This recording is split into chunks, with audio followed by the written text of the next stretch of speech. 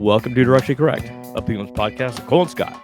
Today's guest, Matt Clancy, research fellow at Open Philanthropy.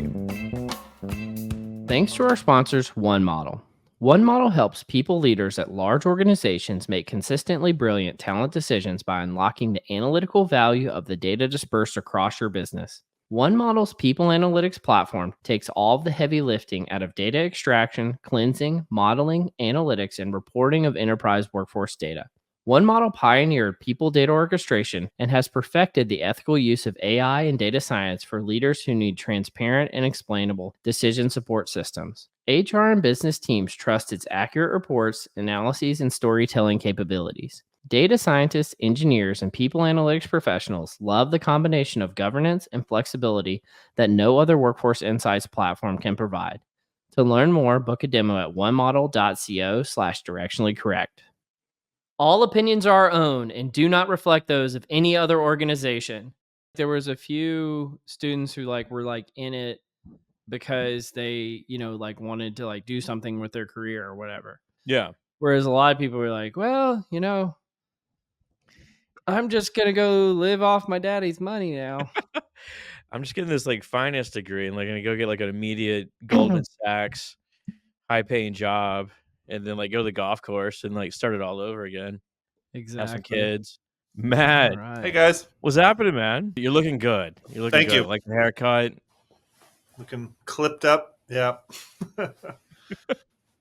Are you a work at home guy? You primarily out of the house? Yeah, I mean, Open Phil is based in San Francisco, and I live in Iowa. So I get in to the office a couple times a year, but that's it. I mean, I'm not unusual. Open Phil is more than 50% probably people like me. So Iowans? Is that 50%? Is that what you mean? No, I just mean remote. I'm probably the only Iowan. Yeah. How's that culture clash? Yeah. No, it's not bad because it's like an international kind of, or I don't know, national community, I guess, or work organization. So, what is it? Just out of curiosity. Yeah. I mean, it's a organization that gives away money. Is the bottom line. Oh, wow. Yeah. So Open Philanthropy, and we have a bunch of programs in different areas, and I run the innovation policy one, so I make grants in that area. This is where I came across your name. I work with an economist here at my office, and he's like, "Hey, you got to check out Matt Clancy. He's doing really cool research, essentially aggregating various. I imagine you read a million articles a day, and you just get a really good overview of the entire field." And I found your Substack, Everything Under the Sun, is just wildly impressed by it. Well, thanks. Yeah, I mean, that is kind of the idea. So before I was at this job, I was a professor of economics at Iowa State University. And yeah, that was kind of the idea is there's academia is not super well set up to see the forest for the trees. You're kind of rewarded for doing research, which means you got to super specialize and be on this narrow slice, the best in the world at it, and then push it a little bit further. And so I thought maybe there was plus I really like it, to try and do something different. And so created this Substack, which kind of took off and was really popular. And now it's a website too. And I still spend, even at Open, even though I'm not at a university, I negotiated when I joined, 30% of my time is on this project still. So it's not just a side hustle or something. It's something I just spend significant time on. Did you know Marcus Corday over at Iowa State? No, I don't think so. What department was he in? He's probably business, School of Business, Cole. Is that right? I don't know. Yeah, it's across the street, but didn't connect. Yeah. I mean, Iowa State's a beautiful, beautiful place. He came in here and he was essentially saying 30% of all Iowa research essentially just made up. You can't trust it. Really coming with a blowtorch. Of which kind of research? Iowa psychology. Yeah. Well, I don't know the field, but there was this. There's an article in the Atlantic right now about fallout from all this fraud, and then this researcher who discovers that one of her co-authors is been Oh, don't worry. Yeah. We are all over that. Okay. Yeah. I've been talking about it for probably a year now, but I did see that one in the Atlantic, and it's just like they keep peeling back the layers of the onion, and Yeah. it just keeps getting more Uh, juicy, and it's just like, yeah, everything is wrong with everything. Yeah. I mean, the twist at the end, right? That the sort of main person there who's leading the investigation is themselves possibly engaged in fraud. We'll see. Yeah. Well, it's like at a certain point, is it systemic, right? Yeah. Is if everybody's doing it, I don't know. Like I had this conversation with some academics a few years ago, and they were just talking to me pretty openly about kind of how, like, because they were just trying to get published, Yeah. right? Like their whole goal was to try to get published, and they were just talking very openly about like the incentives and how misaligned they were, and like how they were going to have to like kind of skirt the edges of the rules to get this by. And I was like, what the f are you guys talking about? Yeah. I immediately lost respect for them. The thing I realized is, as I reflect on it over time, and as again a lot of these articles have come out, is, oh, they're talking about like this is just common practice. Like this isn't like and so ever since that conversation, Scott's heard me talk about the open science movement, and Mhm. Mhm. how we need to do pre-publications and all the stuff that's been going on in that space. And it's just like, yeah, I don't know, it seems endemic to a lot of the sciences now, and that's really concerning. Yeah, I mean, I actually looked into this a little bit recently, and people trying to estimate kind of how prevalent is fraud in different academic fields, and there's kind of like two approaches people have taken, which is like they look at a big set of papers, and then they, in some disciplines, like you can detect when people are manipulating the images in their like biology. They're sort of What are you talking about, like the Stanford president, right? yeah, yeah. So people like there's this amazing person, Elizabeth Bick, who is like just a gift for spotting sort of fraud in or like article images when they've been doctored, or Mm. when they're being duplicated and sort of rotated to disguise it and things like that. And, so she looked at like 20,000 papers, and I think it was something like you know 2% of them had one of these kind of images in it. Um, and then there's surveys that of academics, like, have you ever done fraud? And some of those find stuff in sort of the same ballpark, where people say like, well, 2% of people will say they've done something like that. But you never know if that's like an under. Those could both be Yeah. underestimates, right? Because it's just this one kind of fraud in one case. It's like this images that you detect, and then in the other case, it's anybody who feels comfortable admitting in an anonymous survey that they did this. So It takes a special kind of person to like fabricate their data and be like, I'm gonna do some sweet data viz here. All right. yeah, Like, you're really gonna like showcase this. yeah, yeah. Well, Matt, coming back to your Substack for a second. So I publish every so often an article or two on Substack, and I looked through yours earlier today, and I was like, oh my god, I suck so bad, because like the quality of your work is just phenomenal. And so I guess the question, and in the actually the most impressive part to me was it covered such a variety of different topics that seemed somewhat non-related. And so I'm like, this guy just knows everything about everything. And it is called Everything Under the Sun. I know, no pun intended there. But how do you this is a dumb question. How do you do that? Like, how do you know everything under the sun, and how is it so technically oriented? All right. So, first correction, it's called New Things Under the Sun. It's like a pun on this old biblical verse, like there is no new thing under the sun. And so it's supposed to be about innovation. And it's kind of like a cheeky thing about these are new things under the sun. And yeah, how does it? So, I did a PhD in economics. This was sort of my specialty, the economics of science and innovation. I finished in 2015. I was always really interested in like making connections between distant stuff. Yeah. So one of my two of my dissertation papers were about that idea, like understanding innovation as when you spot a connection between previously unconnected comments or concepts. And so I think for a long time, I just thought it was valuable to read widely for that reason, because maybe you'll spot something. And then when I started the Substack, I had been reading a lot for a long time, and I had sort of taken notes on it. Um, and so I think that helped. And as for why it jumps around, I think that that's to keep it interesting for readers and for me, basically. Yeah. And also because I sort of have this view that maybe you'll see something valuable if you have that approach that other people are missing. I don't know if I have, but that was the theory anyway. We're reaching a point where like a lot of organizations are mandating return to office. Like we had this like 4 year period, whereas either please don't come in, all the way to like hey, we're kind of encouraging to come in, and now you definitely have to come in. What does the research actually say about how that's going to impact innovation overall?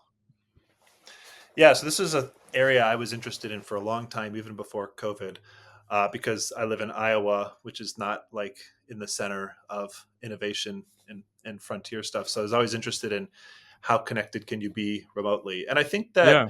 the there's kind of different factors that pull in different directions. So I think everyone, it's easy to think of the things why it would be good to have people return to the office. You have these serendipitous water cooler conversations where two people like make these connections between ideas they didn't expect because one person in the office knows something and another person doesn't. Um, and there is research kind of documenting stuff like that. So, they've done studies on academics, for example, and when two academics collaborate, what's the probability that one of those guys goes on to work on a new topic afterwards after their collaboration? So maybe they learned something from their peer, and that's more likely if they collaborate on an article and they're based in the same place than if they're at distant places. Hmm. And there's other research about, if I cite a paper that is kind of a weird paper for me to cite, like it's not just standard, in my field, it's more likely that that paper is by somebody in my university.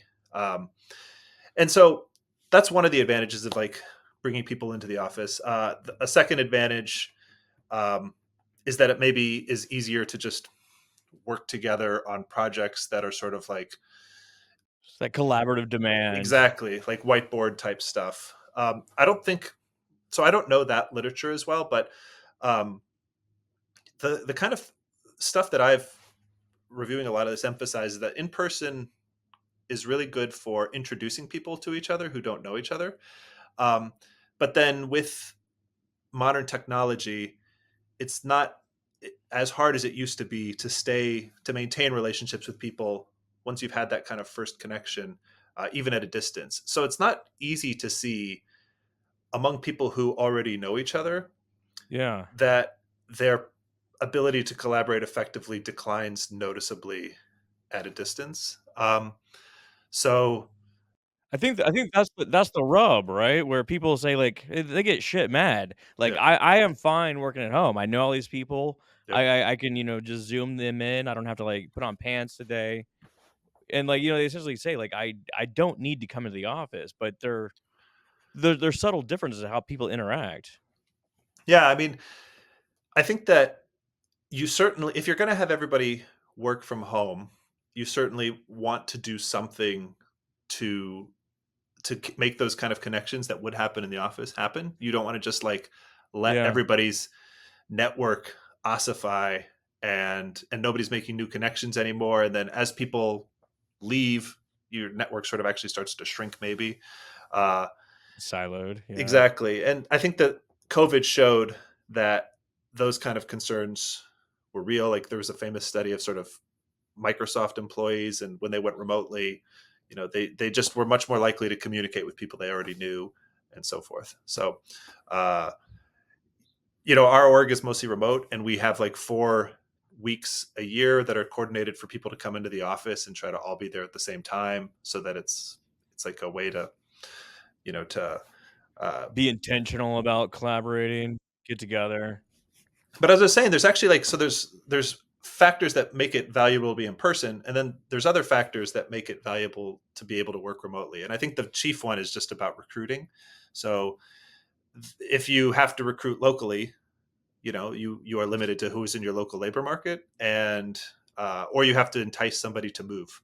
Um, and if you are able to hire remotely, you can hire people who are the best at that position in the world. And it's a trade-off, right? Like maybe they're 90% as effective as if they were in the office, but if they're 20% better, then maybe you will take that trade. And it's kind of interesting, like academia and in innovation in general, so among academics and inventors, the share of papers or patents that are developed by geographically distributed teams is just like continually marching up.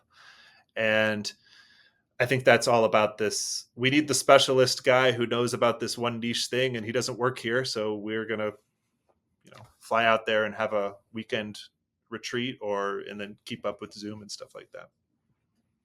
One of the things I think that you pointed out about, remote versus moving people cross country is I think one of the things that was lost during COVID is prior to COVID times, organizations spent hefty sums of money moving people around or doing, offsites or what have you to make sure that you had the people that you want to be in a physical location in the physical location with one another. And then they didn't have to pay for that kind of stuff for like 2 years. And so that got taken as a line item out of their budgets. But then they came on the other side. Well, it's like, well, we want to have all the same collaboration in person time, but we're just not going to pay you to move cross country, or we're not going to pay for those offsites anymore. And it's like, well, that's not going to work. And so I think the idea has reverted back to the mean, but the budget to do so hasn't gone along correspondingly. And I think that is a healthy tension, as well as just the in-person remote tension that's going on at the same time. I don't know. Are you seeing that, Matt, at all? That's tough for me to like. I haven't seen papers, for example, documenting or like looking into it. Not that it doesn't happen. It's not like Yeah. they don't find that when they look. It's just I haven't seen papers that have looked at that particular question. And then in my personal experience, OpenPhil is generous in helping people travel to the Well, look at weekly you. reports. I know they take care of us, but yeah, I think the like travel is an interesting thing that often I feel like it's funny how it kind of got left out of the discussion. I think of the value of being in the office is like, well, you might be more productive, but there's also like, you might spend an extra, it's kind of like extending your workday by an extra however long you commute, which could be, an hour a day for people. Totally. And that sort of never counted in these papers as like a cost of it's the productivity while you're in the office, and the time that you're not in the office, you're sort of, it doesn't exist or in some sense. We definitely hear this. Yeah. That's one of the main complaints. Got to get up earlier. You got to, like, I don't know, shower. Right. You got to come home. But I guess the flip side is that when you leave the office, your day is kind of done at that point, right? Yeah. There's no just kind of like this like weird sort of fringe bleed into the evening sort of situation. Yeah, and I think in the early days of COVID, when everyone was suddenly trying remote work for the first time, or at least a lot of people were, this was like a real focus of a lot of Yeah. studies, just sort of documenting this bleed out and the shifting of when people would work. And it can have advantages. Like I think there's some study, I don't remember the name of it, about like the number of people playing golf during the workday went up dramatically during COVID, but then some of these other studies document people working like after 8 o'clock for an hour and answering emails and things like that. So maybe they're shifting time, or maybe they're taking advantage of a difficulty being held accountable in some workplaces. I'm gonna blame Cole. Cole's the one keeping the golf clubs open. Well, it was like it became impossible to get a tea time after COVID.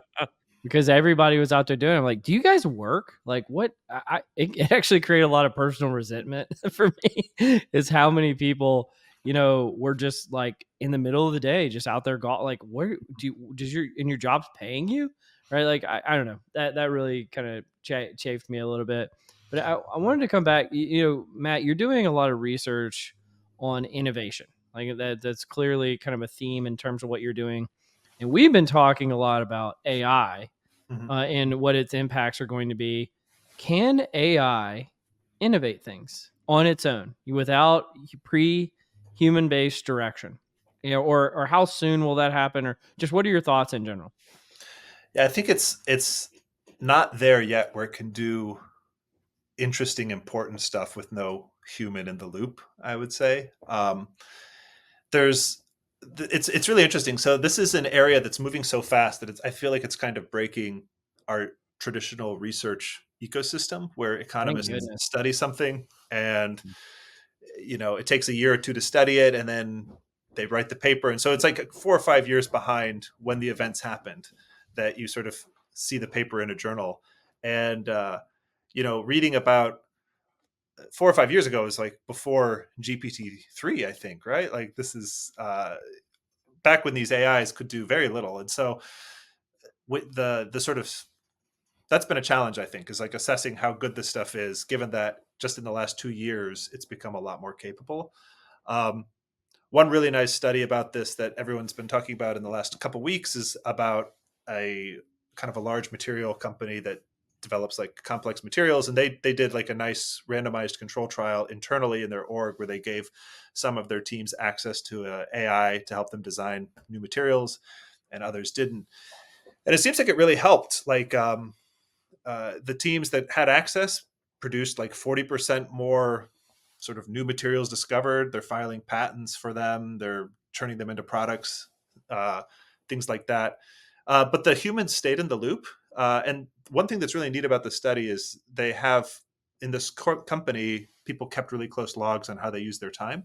And so you can kind of see how their time shifted. And it went from they basically handed off all of the sort of ideation to the machines Hmm. and took on a lot bigger role in like evaluation. So the machines, this is a 2022 era AI, would spit out a bunch of sort of ideas for here's how you could organize molecules to have a structure that has these kinds of properties, and then they would evaluate what seemed feasible and what didn't, because the AI doesn't actually have it's sort of pattern matching. It doesn't necessarily have a deep understanding of physical laws and so forth. So that's one example.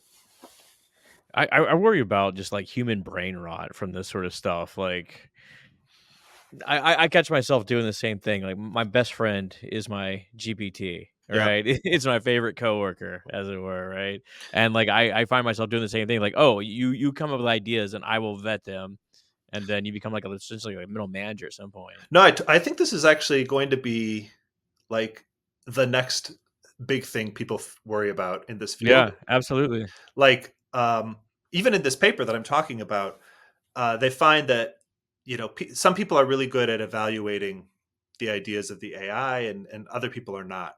And it's sort of my reading of it is the people who are really good at evaluating the ideas are the people who had experience previously doing what the AI did. And they kind of like they used to come up with brainstorm ideas, and they have good intuitions for what's a good idea versus a bad one, but they probably developed all that intuition through doing the work that the AI is now doing. And you can see the same thing at a lot more like mundane level at school, right? Like if a GPT can write your essay, do you really learn how to write, structure your arguments, think carefully, Yeah. all that stuff? And Well, yeah. it's like driving like an automatic car. Like Yep.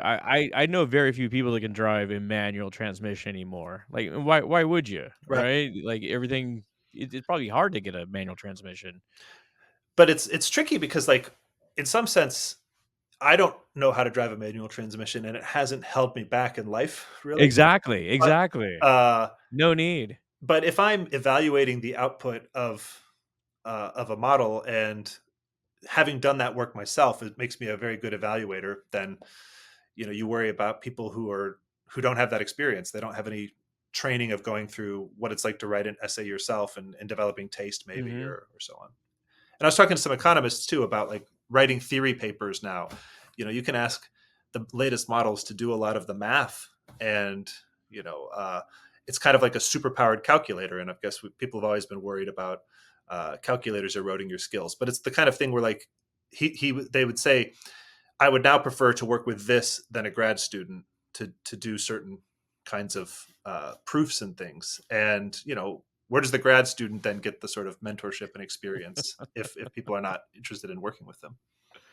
we've seen some other like really interesting research. Essentially, like high skilled workers and low skilled workers are really effective at using sort of like these augmented assistants. But it's like those um, intermediate level people with like sort of like modest skills that are perhaps too much hubris to use these additional devices. They really fail, right? They don't get a performance boost at all. That's interesting. You know? I would imagine it's sort of like if you're middle skill, then you're like kind of in the sweet spot where like an AI can do what you do pretty well. Maybe you're thinking differently in terms of like augmenting me, and I'm thinking more of like it replacing. I'm thinking if you're middle skill, like, it Yeah, could boost you up. Just like yeah, a automatic transmission can make you a better driver, got right? it. Yeah. Yeah. I'm feeling very middle skilled right now. Yeah. It's a Yeah, sweet spot. I think that like different papers have found different things on this. So some of them, I've definitely seen the papers you're talking about where like middle or lower skilled people benefit a lot from these things, but people who are the best, they can't learn anything from how to write better code, for Yeah. example, from an LLM that's really good at coding. But then I've also seen papers like this one about the material science company where it was sort of the people who are already best at their jobs had their performance boosted by this because of this ability Cool. to evaluate the AI and work complementary with it, was Wait, disproportionately favored by them. so there's a guy named Balaji Srinivasan who popularized this concept of the internet just creates variance. Mm, Right. And so, more people might become idiots, but some people become superhuman intelligent because of the variance that's created. mhm, And I think AI is just a continuation of that. It's going to create even more variance where some people, you always heard about like the 10x engineer and the 100x engineer. Maybe yeah. it's going to create the 1000x or the million x engineer, but also it might create it to where, 99.9% of people don't know how to write. Yeah. Like, Yeah. and that could be, the variance that's created from this. And I think the bigger question that what we're really asking is what is lost in that scenario. Like if you don't know how to drive an auto or a standard, shifting car anymore, what is lost? If the United States doesn't know how to manufacture things anymore because all the manufacturing is overseas, what is lost? If kids don't know how to write an essay anymore, what is actually lost from that? If they can just type in a few prompts and then that writes the perfect essay, like what is lost in this scenario? Yeah, I think it becomes like, are those things that are lost like manual transmission, or are they these kind of, I think the danger zone is that there's skills that are valuable, but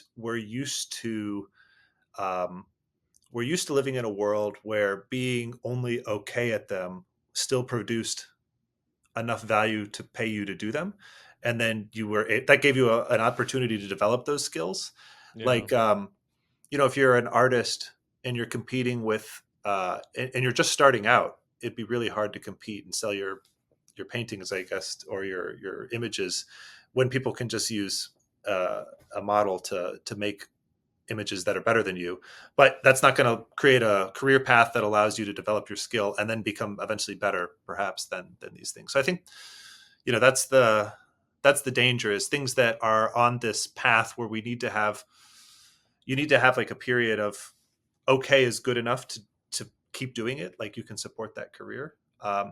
And we have things like high schools where we train people to write things that are not actually good enough to do economic value. Like people are not paying high schoolers for their essays, but maybe we'll have to have that kind of training system for just way more things. And but maybe that doesn't, maybe the economics of that don't work out. So I don't know, it's an interesting future. I think you alluded to it. Like on one hand, you could have like someone produce an essay in ChatGPT, but then have ChatGPT read it back to you, like, and summarize that essay. There's no real gain there. Mhm. But there's other things that go along with learning how to construct an argument and like lay out your plan, et cetera. It's really just like critical thinking. Yeah. And if like that gets eroded, we're in real trouble. Yeah, I mean, people have. This reminds me of like the debate about when we moved to sort of automation of like manufacturing instead of having these artisanal Hmm. people who had these skill sets to make, I don't know, furniture that had features that you don't see in mass produced furniture. And the mass produced furniture is cheaper. but it's not as high quality perhaps along some dimensions. And you know, in some sense, yeah, there's kind of a substitution of like high quality furniture is maybe still available to a very small set of people who pay a high premium for it, but most people have access to more furniture, but it's just not as good. Well, that's like the whole premise of higher variance. You Mhm. have a small number that have extremely high quality, and then a long tail of just a bunch of shitty IKEA furniture Mhm. that no one ever wanted. But Shout out to IKEA. It's not so bad. sorry, IKEA. My apologies. Well, do you want to do a little bit of confusion matrix, Matt? That's happy to learn what it is. The confusion matrix. Real quick, we wanted to say thanks again to One Model, the AI and people analytics pioneer, for sponsoring the episode. And now back to the confusion matrix. I both of you have just like killer office setups. I need to like emulate you guys. Mm. Well, nothing's stopping you.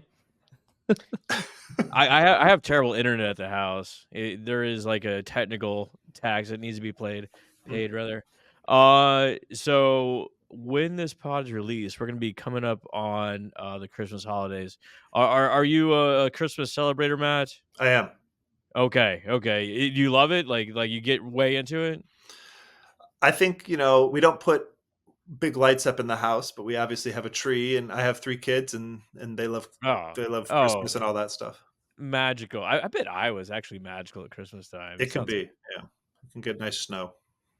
All right, so I have 5 questions for you, loosely based on the Big 5 personality inventory, all about Christmas. It's just a chance to talk and get to know you. All right. All right, play along if you want to guess the construct of interest as well. Okay, Matt. Are you into giving exotic gifts, like like atypical gifts to other folks? I think, if you could think of something that's atypical, I'd be excited about it, but it's hard work, and I don't think I do enough work to deliver on a lot of people, but when you can do it, it's great. It is really wild. Essentially, we're just like sending Amazon gifts to each other, I know. right? Like at some point, like, what do you want from Amazon? Here, I just start seeing that. I love that the question was about openness to experience, but it became about conscientiousness. Like, it's a little hard. I mean, I don't know. But I know, Scott, that you love giving exotic gifts, so you're definitely high in that. Uh, yeah, I guess so. I used to make like a music playlist for people in my family, and I would take a lot of pride into finding stuff that I didn't think they would know in that. But uh, that got hard too. What would give us some like a hipster jam, some like under the ground radar that you love. It's been a long time since I've done it, or at least a few years. What are some hipster jams that are that they would like that are on there? Geez, I don't even know. Like, I'm putting you on the spot. I I know, apologize here. I know. You can watch me scroll through my phone or something.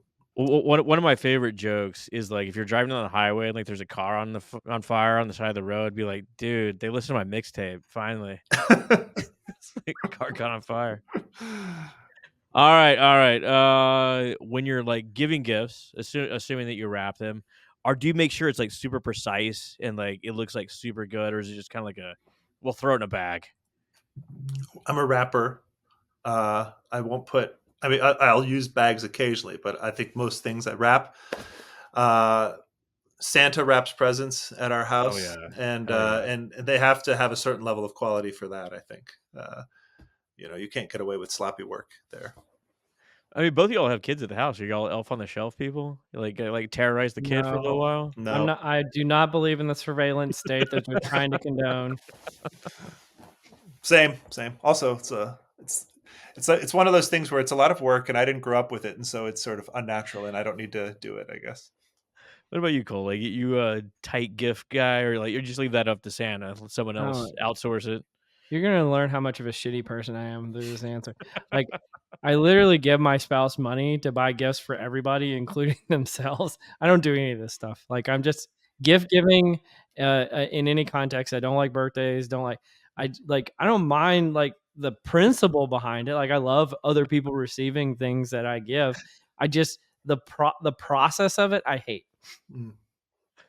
Are y'all into like big get-togethers like Home Alone? There's like 12 people in the house. That's how they Mhm. lost Kevin. Or like smaller sort of like I can't think of a pop culture small get together. Tiny Tim and his little family getting together. I like a big get together. That's how I grew up. Go over to Oh, grandma's nice. house, and there'd be so many people by the end when people started getting married and have kids of their own that people were like worried about the structural integrity of like the floors. Yeah, So you have branch offs, like where like the one big thing became smaller things just out of necessity. I totally agree, Matt. That's I mhm. love that kind of stuff. I wish I grew up in this sort of situation. I have a very small family, and I never like. It is so foreign to me to see 45 people get together on the Hallmark Channel. I mean, 45 people. Yeah, that was me getting Damn, together. Yeah, damn, Christmas Eve every year. that's a lot of gifts. That's a lot of Well, gifts. so we did like a kind of a white elephant gift thing where everybody brings one gift for the pool, and then there's a Mhm. competition over them. You're like, here's my mixtape. Check it Exactly. out. And if it's like every Hallmark movie, the lonely single girl comes back for Christmas with her family, and then the guy who wasn't into her in high school was recently widowed Oh and yeah, now has pursued an interest in her for the first time, and Yeah, it's about her new candle making business and how he really has found the candle making to be enlightening. They fall in love. The end. There you go. I that's ruined it right. for you. Shout out to Holiday in Handcuffs, 2009. Melissa Joan Hart and AC Slater from Saved by the Bell. That's some solid stuff, baby. I'll have to watch that Check one. that one out. Holiday in Yeah. Handcuffs. It's a must see. Uh, we probably already covered this. Like, do you worry about the perfect gift? Trying to get like, do you wrap yourself up in knots? I mean, I think that like there's like two things. There's like my spouse, and where we both have like enough. We're doing well enough that if you really want something at any point in the year, Right. you probably can get it. And if you don't get it, because it's expensive, and then it's hard to make like the unilateral Christmas decision, like we're spending our money on this now for you. uh and then there's the kids where like they are in the opposite situation where like they're very much on the mercy. They can't afford to get the things they really want, and so for them we want to we I think we do a pretty good job, but it's a little bit of like they give us a list of things, and there's not this careful figuring out of what would exactly match their personality or anything. There's like a Mhm. technology play here. It's like back in the day when like things had to be like handcrafted. It would take forever to be expensive and like you took care of your things. Mhm. Now everything's just like cheap plastic from China, right? Yeah. Like Yeah. you just buy it whenever. It doesn't really matter. Just fills up landfills eventually. Yeah. Yeah. Dude, you go like the like aisles in Target and you'll be like everything in here is just going straight to the landfill. Like it's like stuffed animals. And you're like, there's no home for this. That's I so have no idea what happens to this so stuff. depressing. We It's have just a trash. yeah, like we take, kids to fast food places and they get the Happy Meal stuff, and then I think I just put out a garbage bag full of like Happy Meal toys that have accumulated over like the last 5 years, if they're listening. Those people who hand out flyers on the side of the road, it's like, "Oh, you just give this to Yeah. me to put into the trash can. Thank you." Yeah. Just put that right in the gutter. Yeah. Last one. Like we're coming up on it. Holidays are stressful times. Do you stress about this, or do you just like whatever? We'll let it happen. I don't think I'm too stressed about it. It's a little stressful, you know, there's some crunch times where you have to figure out how to get things, but like we usually take time off around the holidays, and yeah, it's I'd say net relaxing, although there's like some parts that are stressful. Yeah. There should be a Yeah, little tension, right? Like you Yeah, can't just like leave your Christmas lights on the house all year, that's right. right? And just be like, we're rolling into it. Hmm. yeah. What about you, Scott? How do you approach the holidays? Holidays, it's a magical time. Um, give me your Amazon wish list, and we'll take care of it. I'll, we'll So you throw get them money. to do all the work for you? We That's will good. throw money at it. Well, if And, someone doesn't have like a discernible like interest, eventually like one will be assigned to them. So it's like you don't Yep. drink, you don't, I don't know, golf. You get pigeonholed. All of a sudden you're collecting porcelain cows. That's what I'm deciding for you, right? So Yeah. You're that's what gonna I'm get getting you. one for every holiday for the rest of your life. Yeah. yeah. If you don't have a collection yet, you will by the end of this. Absolutely. All right, let's do some nerdery. The nerdery. I think the one about collaboration, Scott, might be a good one per the conversation we were having from earlier. Do you wanna go there first? Yeah, this is a really cool study, and I'd love to get Matt's thoughts on this sort of thing. Collaboration, physical proximity, and serendipitous encounters, avoiding collaboration in the collaborative building. So, a lot of companies have these sort of like open office sort of buildings where you'd expect that the layouts would encourage serendipitous connections, people to meet one another, but they rarely like really show the benefits. So the authors really cool study. So they went to a collaborative building, some sort of like specifically designed to encourage these sort of connections. They sat there kind of like Jane Goodall. They monitored everyone in the office.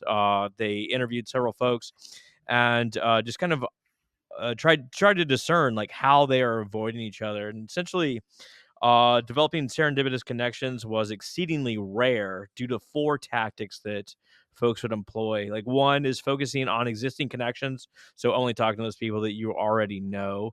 Reinforcing group boundaries, so failing to invite other people to sit at your lunch table while you're eating, this sort of thing. Enacting legacy policies, so essentially claiming like, well, that group just does things different than us, or like they're on a different financial system. And minimizing social interactions. That's your typical just put on your headphones sort of stuff. But for those rare few scientists who did overcome this, they simply just said hello to folks, right? And Mm. just were open to meeting people. Yeah, so like, this reminds me of like a study about uh, a startup accelerator where they had a bunch of different startup teams. I think this was like a some kind of short term accelerator thing. So it wasn't like just like their permanent home. It was like they were Yeah. together for a period of time. And this was based in India, and they kind of wanted to see who do people interact with, who do they meet, who are their connections, and the people who came in already knowing people, came out essentially knowing fewer people than the people who didn't know anybody going in, and it was because they just disproportionately relied on their pre-existing ties and didn't sort of reach out, and or they weren't forced to reach out and meet new people. So that kind of that matches what I've heard.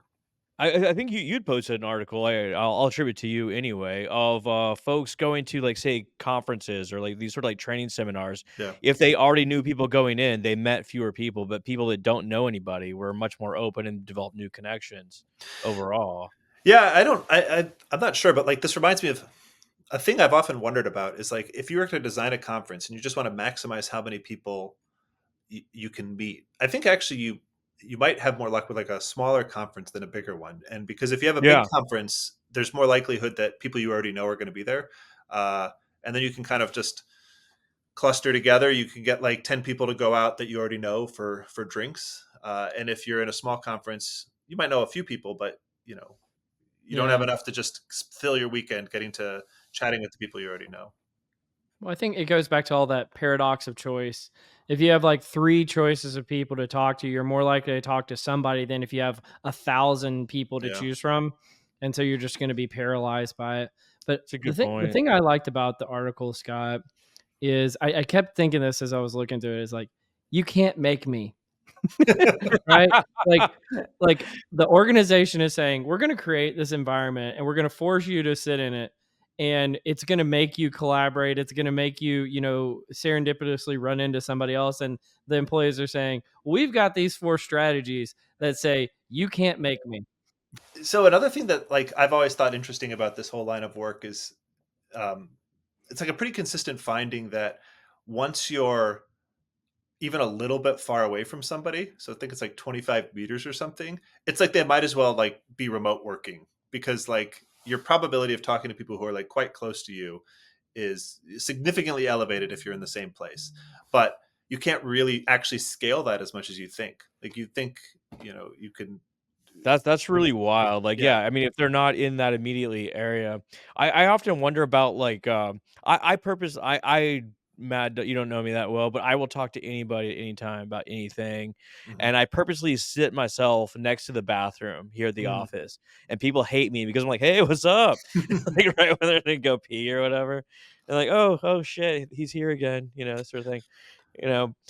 But while the proximity surely matters. Like you've also posted like really interesting like naturalistic studies of say asbestos like throws two different science departments together and I can't remember the exact stats, but it's like 2 to 5x co-publication rate than you would expect at the rest of the campus. Yeah, that's a really interesting study where they were like removing asbestos, so they moved all the labs around. It's in France, and as you said, like if you get moved together, you're a lot more likely to collaborate. But the thing that's interesting is when you move them apart, they don't actually get less likely to collaborate, and that gets back to Interesting. that idea that like this is great for like meeting people, Yeah. uh, but then like once you're apart, and I think it's important to remember these guys are still all on the same like university campus, so it's not like. Uh, if I meet somebody and we become friends and then we decide we're going to collaborate on a project, but years later we're now on opposite ends of the campus, it's not that hard for us to like meet up for Yeah. lunch and do all that stuff. Uh, Well, well, can I pick on this for a second because this gets to kind of the axe I have to grind with companies versus the example you used. Is the example you used was like again the asbestos could be another argument for this is just a serendipitous happening where the teams got moved together. It was completely random. It wasn't like strategically created. The reason why organizations are doing this usually isn't to increase collaboration. That's the guys they're putting on it. It's usually to reduce the real estate footprint and save money, mm. right? And employees are wise to that, right? And so I think again that back to my point about you can't make me is organizations are saying, hey, you know how you used to have a little bit of private space that was like yours? Well, you can't have that anymore. Now your private space is everyone's public space, and we're just going to cram as many of you in as possible. And so people are saying, well, I'm rightfully going to put up my kind of my mental and my social walls because you took away my actual walls, right? And so there's a part of this where it's like if you really want to create collaboration, you need to incentivize collaboration or incentivize the serendipitous connections, but don't force it because you actually have an ulterior motive. That is where I come down. Like the university example versus the organizational example, I think are qualitatively different in that regard. Yeah, I think that it's interesting how often. I mean, I get the sense too that a lot of return to office rhetoric is kind of like motivated reasoning. Like that's not really why we want you to return to office. It's because we don't. Often it's like maybe we don't have systems in place to monitor that you're really doing work, and we just don't trust you, and we don't have a high trust culture. So we want everyone to be sort of in a place, and the serendipity line is like a useful Yeah. fig leaf about why we're asking everyone to come back to the office. Like there's a study that people are tweeting about this morning about that I think is interesting because I haven't read the study, so I'm going off of a hot take tweet, I guess. But it was like monitoring software engineers and their productivity, and it looks at sort of their GitHub commits as a way to measure how productive they are. And the people who are remotely working are both more likely to be like 5x engineers and more likely to be what they called like ghost engineers who basically do not work. uh, and so again, that's I guess that high variance thing. But Yep. one response to that is sort of like, well, the org just needs to do a better job of monitoring people's GitHub commits. Like if these researchers can do something like this, why is it why is this an issue that the firm has never thought about? No, I love But this point, yeah. Matt. And the thing is like organizations try to create a singular policy for one camp or the other camp. They either say we're all 5x engineers now, clearly, and so here's our policy, or we're all deadbeats who don't work at all, so Mhm. here's our policy. And it's like, how about again use some organizational science to show that we have a different policy per the type of performance that we're seeing. Yeah, yeah. The other thing I think is interesting is like ways to try to create serendipity or new connections among kind of remote employees. So I think we connected because I don't know if this was if you went down this route, but I have like on my website like a button to like book virtual coffee with me, Yeah. Yeah. and like that's an intentional choice because I'm based in Iowa and I value this sort of serendipity stuff, and I have this kind of public internet profile through writing the Substack, so it is likely that people might stumble upon this virtual coffee button. Um, but anyway, that's like, you can do other things too. Our org has like this, you can sign up to be randomly matched with people to have like remote virtual donut coffee, once every 2 weeks or something. Well, Matt, you just you don't know how many people are going to virtually book coffee with you now because this podcast. So you may regret that decision. Remove that button. I do have it set up so that you can only book one per day, so I can't get overwhelmed. I mean, like, I can only do one per day. It's so. I mean, we can move on, but like I think that moving forward, like FaceTime with the boss is never gonna go away, as well as like just the home office bias. I don't think we're ever gonna get away from that. Yeah. Well, I got an article here since we're moving on to about exit surveys versus engagement surveys. And so there's been kind of this question as old as time is, are people honestly responding to the surveys that organizations provide? And so some people have argued, well, exit surveys, because there's no consequences anymore, people are being more accurate in their responses, especially about politically engaged topics like, do I like my manager? Do I not like my manager? And I would be more afraid to share that on an engagement survey because it might come back to haunt me, versus an exit survey. Well, they can't do anything to me more because I don't work here. And friend of the podcast, Ludic Stellick. And by the way, Ludic, I need to reach out. We haven't connected in a while, so I'll be reaching out to you. Maybe if you put a book a coffee time on your LinkedIn, I'll book some coffee. But he did some research to show that actually that's really not true. And so what they did is they time lagged the number of months between when somebody took an engagement survey and quitting and when they took the exit survey. Presumably the exit survey came right after they quit or right before they quit. And what they found is essentially the number of months away an engagement survey was they were less likely to be an accurate prediction of them leaving in terms of the relationship with their manager. But if the exit or the engagement survey was right around the time the person left, their responses were almost identical to the exit survey responses. So I That thought makes this sense. was an Yeah. interesting finding. How do you guys react to this? And are there other kind of implications you see in terms of other research along these lines? It's like I've been thinking about this question of like how prevalent is scientific fraud, and wondering if people are underreporting when they're doing these anonymous surveys. And now I'm wondering if you could learn something by surveying retirees, basically, or people who are maybe less worried about being caught out. Yeah. Well, I love why, like, can we just, like, completely Like, pivot on this for a second? Because I don't feel like we got to squeeze enough juice out of the lemon earlier on the scientific fraud point. Um, do you think, like, why is it so prevalent? And again, my perspective has always been it's just the incentives. There's a limited number of top tier journals. There's so many academics out there. It's so competitive to publish in them. And frankly, a lot of science has already been conducted over the last 100 years. So the chances that you're going to find something new are quite low. Is it all just incentives as to why this is happening, or are academics just bad people? I think the academics are people, and there's good and bad people. I think the incentives, like, I'm an economist, we really focus on the incentives. And I think there's certainly, like you say, and there are these sort of interesting traps fields can get into where the Atlantic article alludes to one of these, where sort of like you're in a dynamic in, I think it was business psychology there.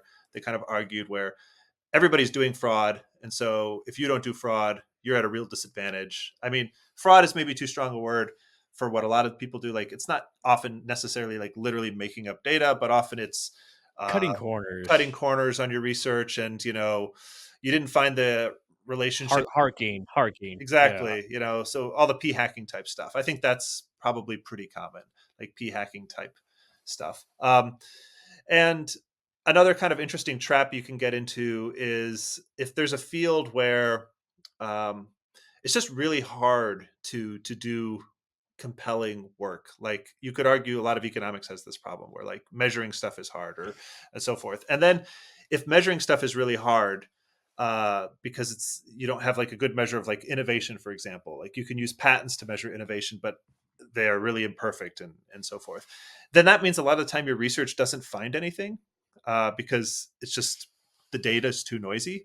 Yeah. And then that means, it's very easy to it can be hard to sort of get a finding the credible way, but also um, if you don't get the result you expect, so you kind of expect there to be a positive relationship, but you don't see it, in some sense, you should take that as like a signal. Maybe there's nothing there, but maybe you say, well, it's a lot of noise in the data, so like I'll just try again. And you don't sort of publish it as a null result that people say, oh, maybe there's actually nothing here. You just kind of bury it because you assume it's Little just file drawer yeah. issue.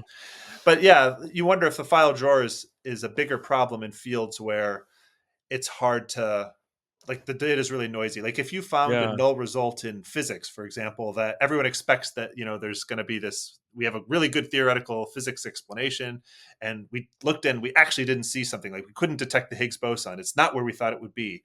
You'd publish that and that'd be exciting. But in other fields, you didn't find what you thought you'd see, and you're like, well, we'll just put that in the file drawer because it's probably the data was too noisy to detect it, and we should just try again. Engineers like claiming that we shouldn't get anything out that isn't like point 0.8 point 0.9 effect size. Like, we're trying to predict humans, like you're trying to predict a steel beam. Yeah, This is different, man. yeah, yeah, Totally exactly. different. Exactly. But then that makes it harder to sort of build up the evidence base in the fields that sort of need it the most, Yeah. which is the trap. Especially when you look over and your coworker is like, "What's up?" Like raining money and like all the publications everywhere. Yeah, and the other thing is, like, if it's a really hard field to do work in, then that means, you might need like giant samples, and then that becomes Yeah. expensive, and yeah, it's just it gets harder to learn and all sorts of, so that like you get stuck in that area without knowing much, or you make really slow progress anyway. Like on this study specifically, I don't think there's like a big mystery here. It's like proximal outcomes are just like easier to predict. Like if you hate your boss, if you snap, you're like, okay, I'm out of here, right? Yeah, I think it was Yeah. Campion and Moretz had profiles and quitting. So there's like 4 different profiles and people that quit. Some people like you can't save them at all. Like they're gonna go off to school, something like that. Some yeah, people have like a slow burn. Some people like there's like a snap judgment, like their boss yells at them Yeah. if they're out of there, this sort of stuff. Really interesting paper, but yeah, I think that like quitting is kind of like it's kind of like breaking up a relationship. You're like, I'm done. Okay, like you reach a point, and you're like, I'm yeah, out of here. I'm yeah, looking for a new job. Yeah. Yeah. Well, I think Adam Grant has famously talked about the wisdom in finding the thing you thought you should find. Like, hey, proximal effects should affect things proximally, right? It would be weird if they didn't. But Yeah. well, Scott, do you want to move on to the last one about transmission of mental disorders? Do you have time, Matt? A couple minutes. yeah. I can do a couple minutes. Sweet. Transmission of mental disorders in adolescent peer networks. So, previous research had indicated that mental disorders may be transmitted from one individual to another. Famously, the Christakis and Fowler Farmington studies, where they found like people gaining, being obese and happiness, etc., will flow through people. But it's never been carried out in like a large sample. So, what they did is they took all Finnish citizens born between 1985 and 1997 for whom they had data. So 700,000 people, cohort members, whatever. And they asked, they assessed them in, I believe it was ninth grade. And the results show that having one or more diagnosed classmates in your class increased your risk by 5% for a later diagnosis. The most common or the most prevalent were mood, anxiety, and eating disorders.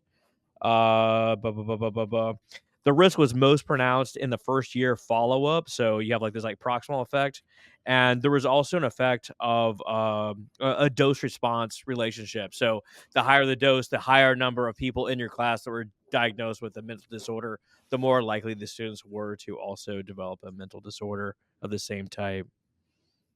Interesting stuff. Interesting stuff. So like, Well, it says they controlled for area level co-founders or confounders. Sorry.